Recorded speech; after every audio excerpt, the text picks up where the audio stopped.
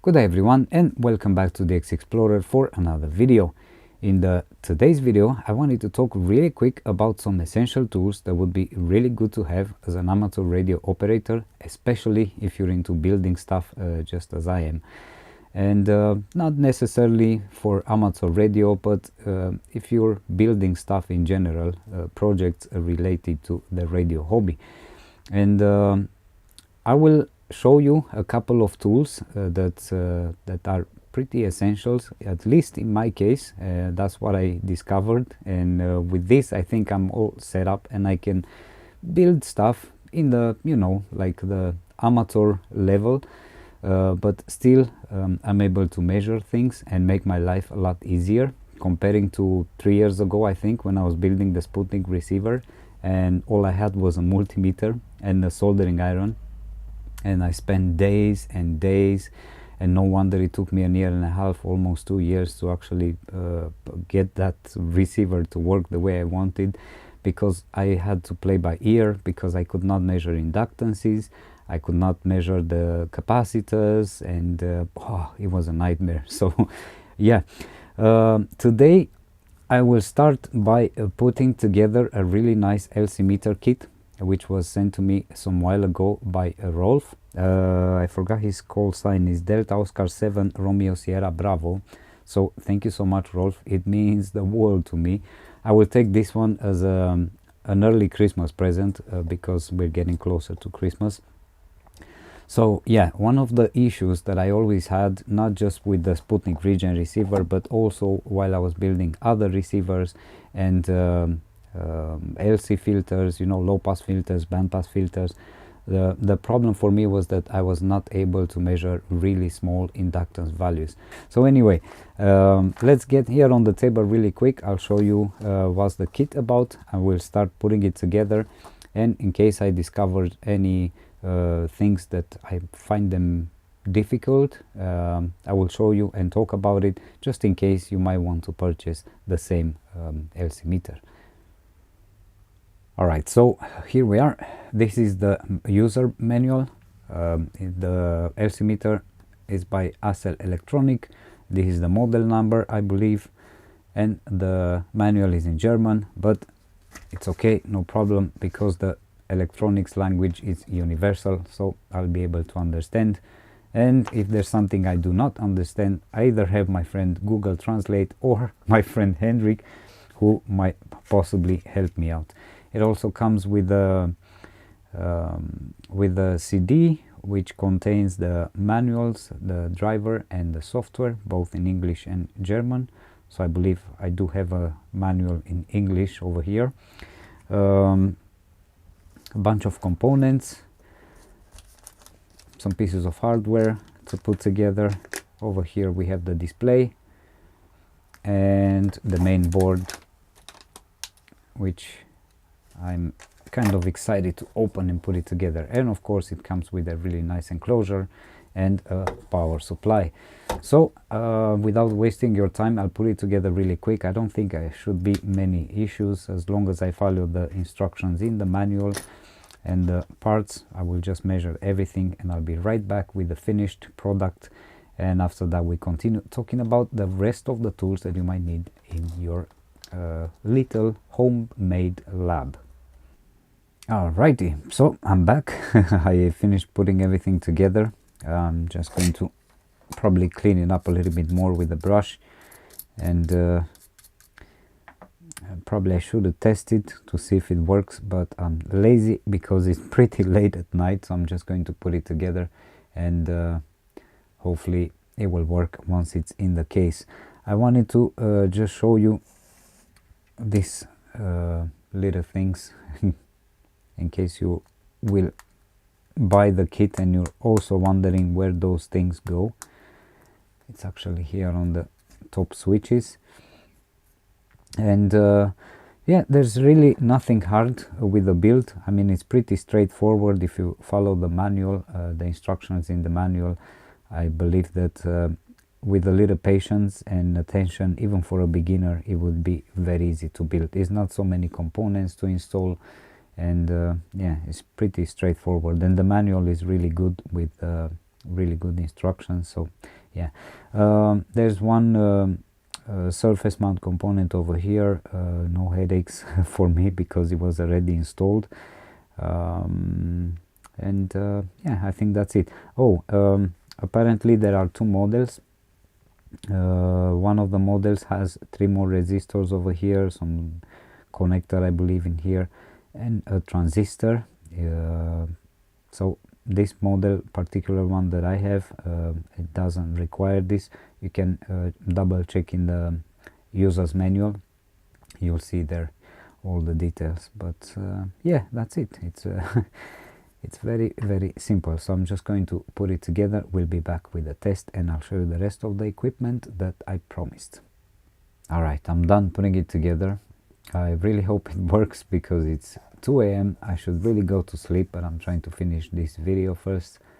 Let's plug it in really quick and turn on the switch,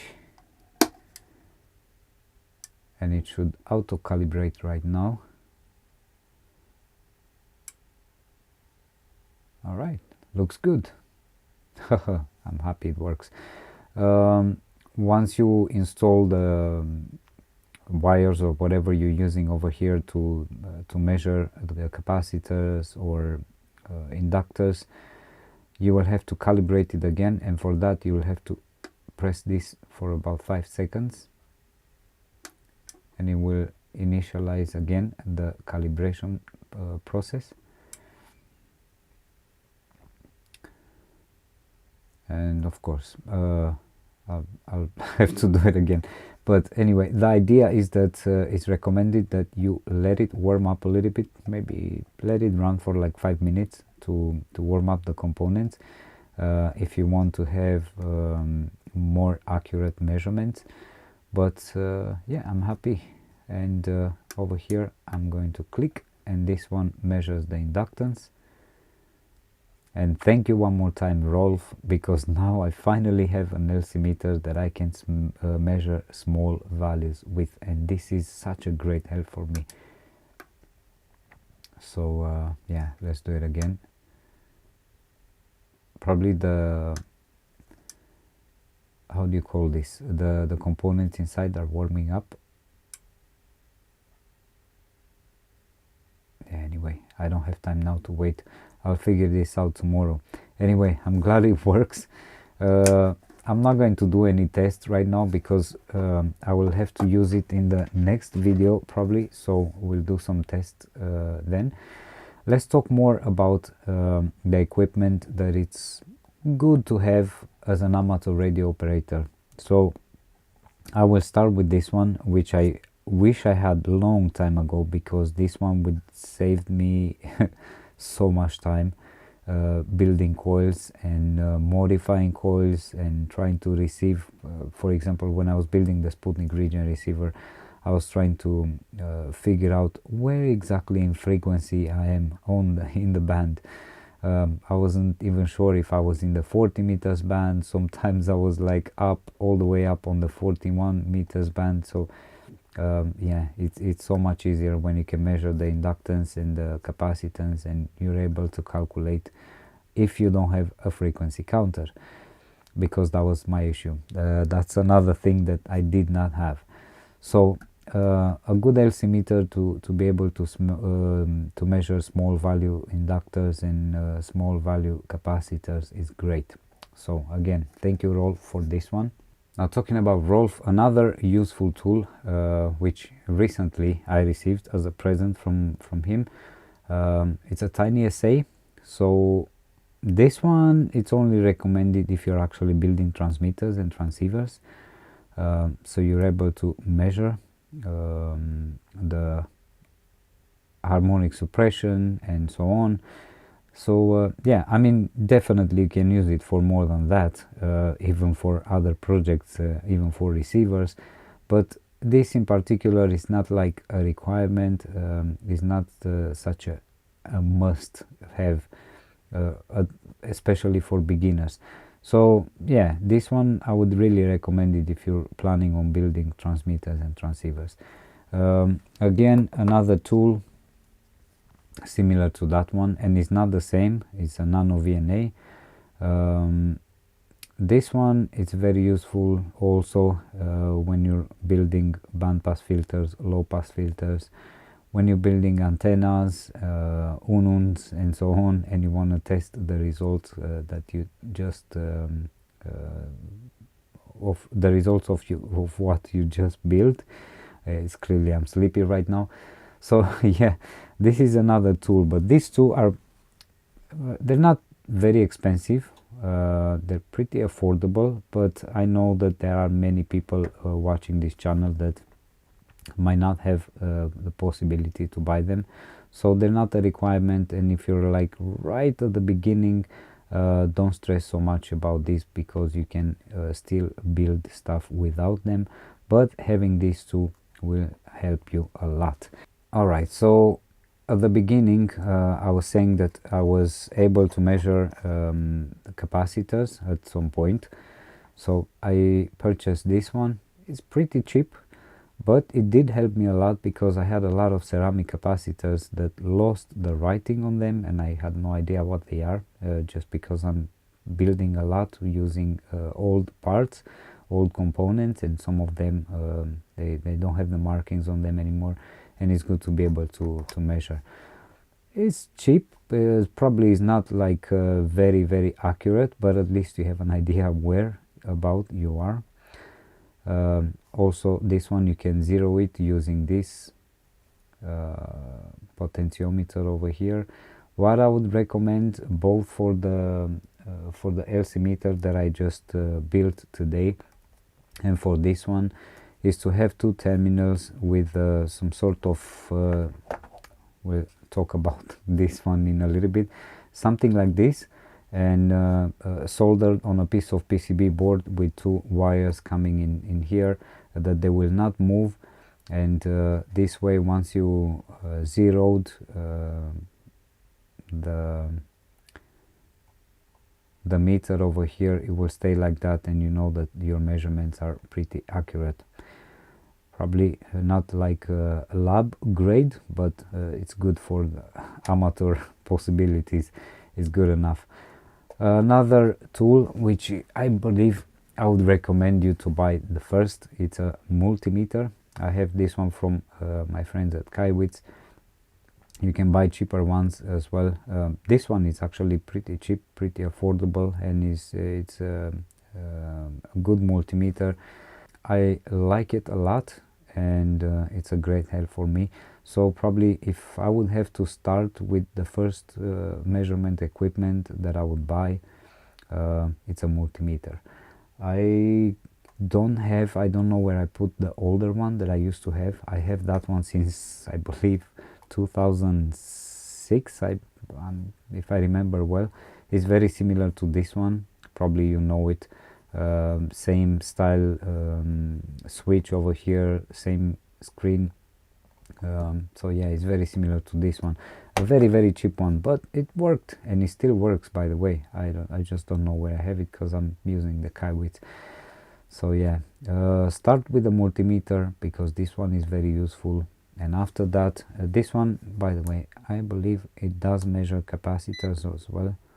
Yeah, I can't remember the values that it can measure, but it can measure capacitors.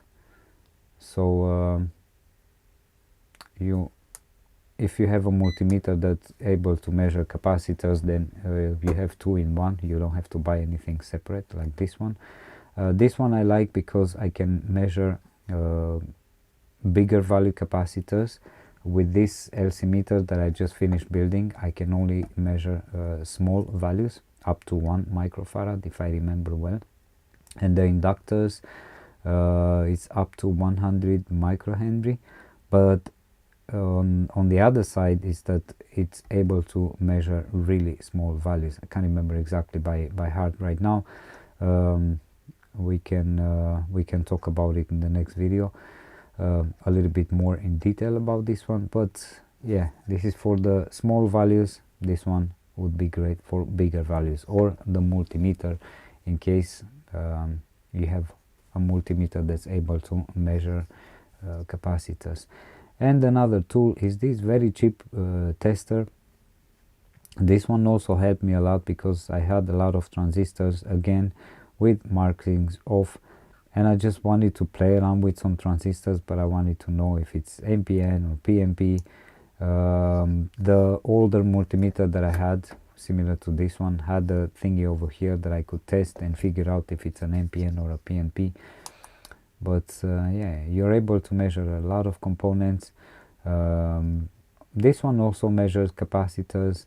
It will measure inductors, but unfortunately with this one, for me, because that was the reason that I purchased this one, I can measure inductors, but it only measures inductors bigger than 10 microhenry, and that wasn't very useful for me because I'm building really small value inductors. Yeah, but this one is very useful. So I will start like this: a multimeter. After that, if you don't have a capacitor, tool to measure capacitance in the multimeter, you'll buy one of these.